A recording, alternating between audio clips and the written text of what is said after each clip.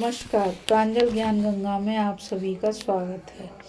हम संक्षिप्त महाभारत का पाठ कर रहे हैं, जिसमें कि आदि पर्व के अंतर्गत ये कथाएं आ रही हैं।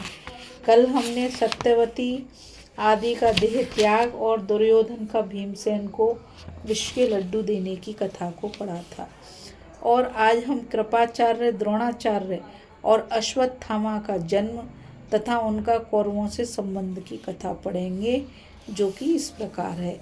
चलिए अब कथा में चलते हैं। जन्मेजय ने पूछा, भगवान आप कृपा करके मुझे कृपाचार्य के जन्म की कथा सुनाइए।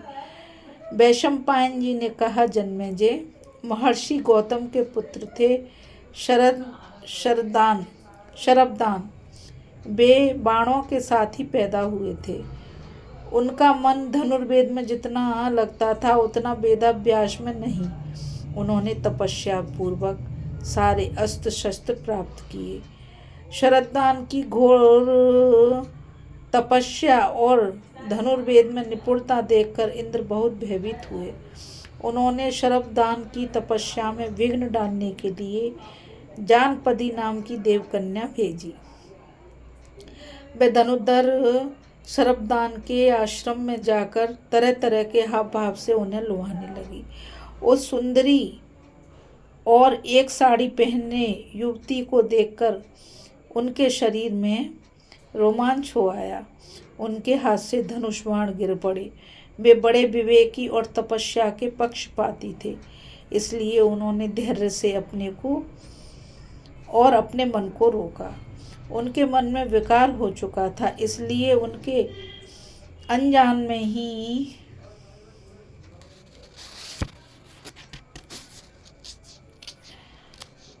उन्होंने धनुष बाण, मृग, चर्म, आश्रम और उस कन्या को छोड़कर तुरंत वहां से यात्रा कर दी। शरकंडों पर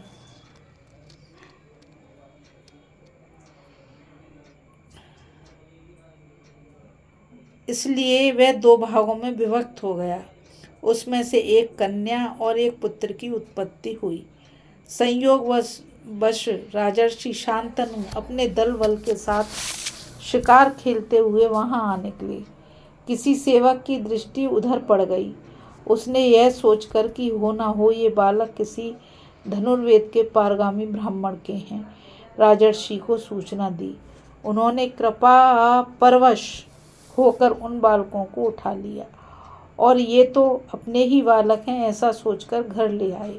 उन्होंने उन बच्चों का पालन पोषण और यथोचित संस्कार किया तथा उनके नाम कृप एवं कृपी रख दिए। जब शरबदान को तपोबल से यह बात मालूम हुई, तब वे भी राजर्षि शांतनु के पास आए और उन बालकों के नाम गोत्र आदि बतलाकर चारों प्रकार के धनुर्वेदों, विविध शास्त्रों और उनके रहस्यों की शिक्षा दी। थोड़ों ही दिनों में बालक कृप सभी विषयों के परमाचार्य हो गए। अब कौरव और पांडव यदुवंशी तथा अन्य राजकुमारों के साथ उनसे धनुर्वेद का अभ्यास करने लगे। भीष्म ने विचार किया कि पांडवों और कौरवों को इससे भी अधिक अस्त्र ज्ञान प्राप्त होना चाहिए। अब इन्हें कोई साधारण पुरुष तो शिक्षा दे नहीं सकता, इसलिए इस विद्या का कोई विशेषज्ञ ढूंढना चाहिए। ऐसा सोचकर उन्होंने पांडवों और कौरवों को द्रोणाचार्य के हाथों सौंप दिया। वे भीष्म के सत्कार से प्रसन्न होकर राजकुमारों को धनुर्वेद की शिक्षा देने लगे। थोड़े ही दिनों में सबके सब राजकुमार सारे शस्त्रों में प्रवीण हो गए। जन्मेजय ने पूछा, भगवान द्रोणाचार्य का जन्म कैसे हुआ, उन्हें अस्त्र कैसे मिले थे और कौरवों के साथ उनका संबंध किस प्रकार हुआ, साथ ही यह भी सुनाइए कि श्रेष्ठ अस्त्र वेत्ता अश्वत्थामा का जन्म कैसे हुआ। अभी हम कृपाचार्य के जन्म के बारे में कथा सुन रहे थे, अब हम द्रोणाचार्य जी के जन्म के बारे में कथा सुन रहे हैं।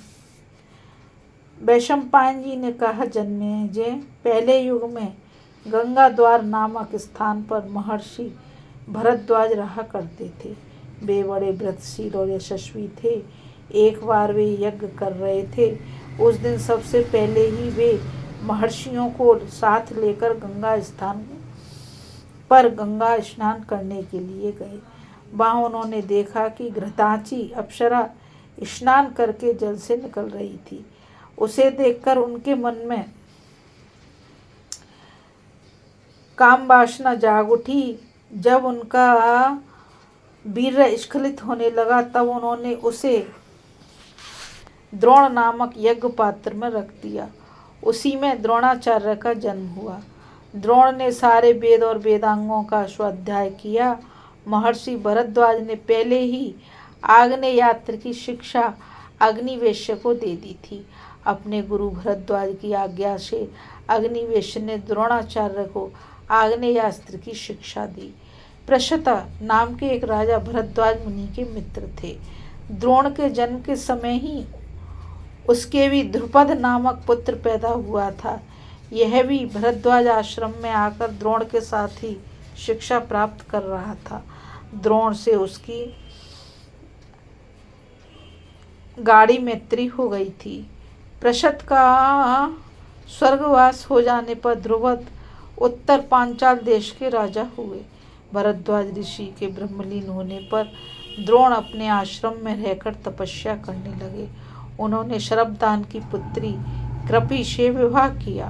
वह बड़ी धर्मशीला और जितेंद्रिया थी। कृपि के गर्भ से अश्वत्थामा का जन्म हुआ था। उसका अश्वत्थामा नाम होने का कारण यह था कि उसने जन्मते ही उच्च श्रवा अश्व के समान स्थाम अर्थात शब्द किया था। अश्वत्थामा के जन्म से द्रोणाचार्य को बड़ा हर्ष हुआ। वे वहीं रहकर धनुर्वेद का अभ्यास करने लगे। इन्हीं दिनों आचार्य द्रोण को मालूम हुआ कि जमदग्नि नंदन भगवान परशुराम ब्राह्मणों को अपना सर्वस्व दान कर रहे हैं। द्रोणाचार्य उनसे धनुर्वेद संबंधी ज्ञान और दिव्य अस्त्रों की जानकारी प्राप्त करने के लिए चल पड़े।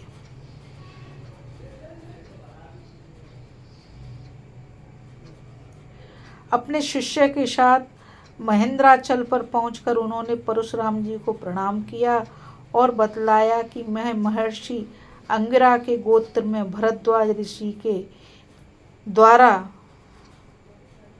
बिना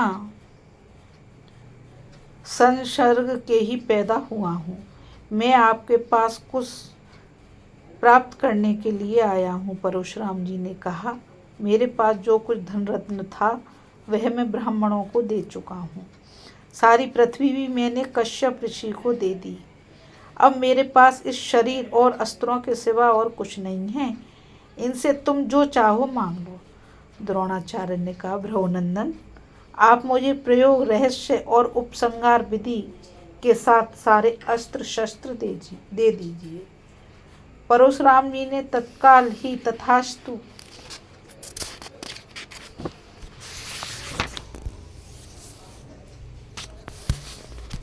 कहकर उन्हें सबकी शिक्षा दे दी। अस्त्र शस्त्र प्राप्त करके द्रोणाचार्य को बड़ी प्रसन्नता हुई। फिर वे अपने मित्र ध्रुपद के पास आए। द्रोणाचार्य ने ध्रुपद के पास जाकर कहा, राजन, मैं आपका प्रिय सखा द्रोण हूँ। आपने मुझे पहचान तो लिया। पांचाल राज ध्रुपद द्रोणाचार्य की बात से चिढ़ गए। उन्होंने भुएं टेढ़ी और आंखें लाल करके कहा, ब्राह्मण, तुम्हारी बुद्धि अभी परिपक्व नहीं हुई है। भला मुझे अपना मित्र बतलाते समय तुम्हें कुछ हिचकिचाहट नहीं मालूम होती? राजाओं की गरीबों से क्या दोस्ती? यदि कदाचित हो भी जाए तो समय बीतने पर वह भी मिटा मिटी हो जाती है। द्रुपद की बात सुनकर द्रोण क्रोध से कांप उठे। उन्होंने मन ही मन कुछ निश्चय किया और कुरुवंश की राजधानी हस्तिनापुर में आए। वहां आकर उन्होंने कुछ दिनों तक गुप्त रूप से कृपाचार्य के घर निवास किया। एक दिन युधिष्ठिर आदि सभी राजकुमार नगर के बाहर जाकर मैदान में गेंद खेल रहे थे। गेंद अचानक कुएं में गिर पड़ी। राजकुमारों ने उसे निकालने का प्रयत्न तो किया, परंतु किसी प्रकार उन्हें सफलता न मिली। वे कुछ सकुचाकर एक दूसरे का मुंह ताकने लगे। इसी समय उनकी दृष्टि पास के ही एक ब्राह्मण पर पड़ी, जिन्होंने अभी अभी नित्य कर्म समाप्त किया था। उनका शरीर दुर्बल और रंग सांवला था। सभी राजकुमार उन्हें घेर कर खड़े हो गए। ब्राह्मण ने राजकुमारों को उदास देखकर मुस्कुराते हुए पूछा, राम राम, धिक्कार है तुम्हारे क्षत्रिय बल और अस्त्र शस्त्र कौशल को। तुम लोग कुएं में से एक गेंद नहीं निकाल सकते। देखो मैं तुम लोगों की गेंद और अपनी ये अंगूठी अभी कुएं से निकाल देता हूँ। तुम लोग मेरे भोजन का प्रबंध कर दो। यह कहकर उन्होंने अपनी अंगूठी कुएं में गिरा दी। युधिष्ठिर ने कहा, भगवान, आप कृपाचार्य की अनुमति मिल जाने पर सर्वदा के लिए भोजन पा सकते हैं। अब द्रोणाचार्य ने कहा, ये एक मुट्ठी सींकें हैं, इन्हें मैंने मंत्रों से अभिमंत्रित कर दिया है। मैं एक सींक से गेंद छेद देता हूँ और फिर दूसरी सींक से एक दूसरी को छेद कर तुम्हारी गेंद खींच लेता हूँ। द्रोणाचार्य ने वैसा ही किया। राजकुमारों के आश्चर्य की सीमा न रही। उन्होंने कहा, भगवान, आप अपनी अंगूठी तो निकालिएगा। द्रोणाचार्य ने बाण का प्रयोग करके बाण सहित अपनी अंगूठी भी निकाल दी। अंगूठी निकली देखकर राजकुमारों ने कहा, आश्चर्य है, आश्चर्य, हमने तो ऐसी अस्त्र विद्या और कहीं नहीं देखी। आप कृपा करके अपना परिचय दीजिए और बताइए कि हम लोग आपकी क्या सेवा करें। द्रोणाचार्य ने कहा, तुम लोग यह सब बात भीष्म जी से कहना, वे मेरे रूप और गुण से मुझे पहचान जाएंगे। राजकुमारों ने नगर में लौटकर भीष्म पितामह से सारी बातें कहीं। वे यह सब सुनते ही समझ गए कि हो ना हो महारथी द्रोणाचार्य आ गए हैं। उन्होंने निश्चय किया कि अब इन राजकुमारों को द्रोणाचार्य से ही शिक्षा मिलनी चाहिए। वे तुरंत स्वयं जाकर द्रोणाचार्य को लिवा लाए और उनका खूब स्वागत किया। स्वागत सत्कार करके उनके शुभ आगमन का कारण पूछा। द्रोणाचार्य ने कहा, भीष्म जी, जिस समय मैं ब्रह्मचर्य का पालन करता हुआ शिक्षा प्राप्त कर रहा था, उसी समय पांचाल राज के पुत्र द्रुपद भी हमारे साथ धनुर्विद्या सीख रहे थे। हम दोनों में बड़ी मित्रता थी। उस समय वे मुझे प्रसन्न करने के लिए कहा करते थे कि जब मैं राजा हो जाऊंगा तब तुम मेरे साथ रहना। मैं सत्य शपथ करता हूँ कि मेरा राज्य, संपत्ति और सुख सब तुम्हारे अधीन होगा। उनकी यह प्रतिज्ञा स्मरण करके मैं बहुत प्रसन्न और प्रफुल्लित रहा करता था। कुछ दिनों के बाद मैंने शरद्वान की पुत्री कृपि से विवाह किया और उसके गर्भ से सूर्य के समान तेजस्वी अश्वत्थामा का जन्म हुआ। एक दिन की बात है, गोधन के धनी ऋषि कुमार दूध पी रहे थे। अश्वत्थामा उन्हें देखकर दूध पीने के लिए मचल गया और रोने लगा। उस समय मेरी आंखों के सामने अंधेरा छा गया। यदि मैं किसी कम गाय वाले से गाय ले लेता तो उसके धर्म कर्म में अड़चन पड़ती। बहुत घूमने पर भी मुझे दूध देने वाली गाय न मिल सकी। जब मैं लौट कर आया तब देखता हूँ कि छोटे छोटे बच्चे आटे के पानी से अश्वत्थामा को ललचा रहे हैं और वह अज्ञान बालक उसे ही पी पी कर यह कहता हुआ नाच रहा था कि मैंने दूध पी लिया, मैंने दूध पी लिया। अपने बच्चे की यह हंसी और दुर्दशा देखकर मेरे चित्त में बड़ा शोक हुआ। मैंने सोचा, धिक्कार है मेरे इस दरिद्र जीवन को, मेरे धैर्य का बांध टूट गया। भीष्म जी, जब मैंने सुना कि मेरा प्रिय सखा द्रुपद राजा हो गया है, तब मैं अपनी पत्नी और बच्चे के साथ प्रसन्नता पूर्वक उसकी राजधानी के लिए चल पड़ा। मुझे ध्रुपद की प्रतिज्ञा पर विश्वास था, परंतु जब मैं ध्रुपद से मिला तब उसने अपरिचित के समान कहा, ब्राह्मण देवता, अभी तुम्हारी बुद्धि कच्ची और लोक व्यवहार से अनभिज्ञ है। तुमने क्या ही बेधड़क कह दिया कि मैं तुम्हारा सखा हूँ। अरे भाई, जो मिलते हैं वे बिछड़ते हैं। उस समय हम तुम दोनों समान थे, इसलिए मित्रता थी। अब मैं धनी हूँ, तुम निर्धन हो। मित्रता का दावा बिल्कुल व्यर्थ है। तुम कहते हो कि मैंने राज्य देने की प्रतिज्ञा की थी, उसका मुझे तो कुछ भी स्मरण नहीं है। तुम चाहो तो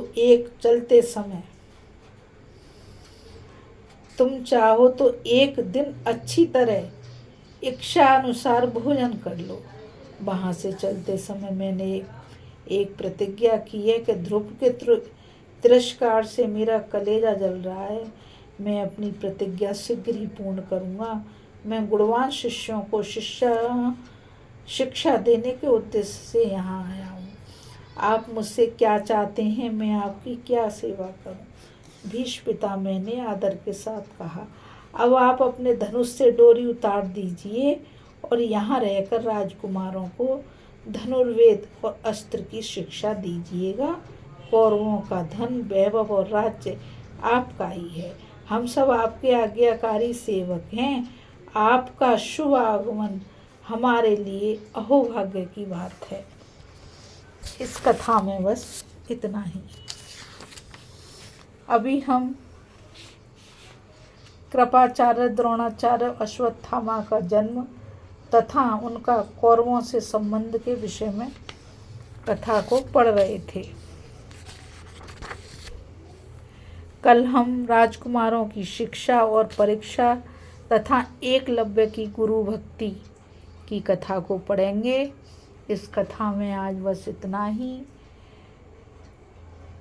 आज मुझ गीता रावत को आज्ञा दीजिए और मैं आप सभी से यही कहना चाहूँगी कि इस चैनल को ज़्यादा से ज़्यादा लाइक करिए, शेयर करिए और सब्सक्राइब करिए, ताकि यह अमूल्य ज्ञान अधिक से अधिक लोगों तक पहुंच सके और सभी इस ज्ञान के द्वारा अपने जीवन में एक अच्छा संस्कार और एक अच्छी बुद्धि को प्राप्त कर सकें।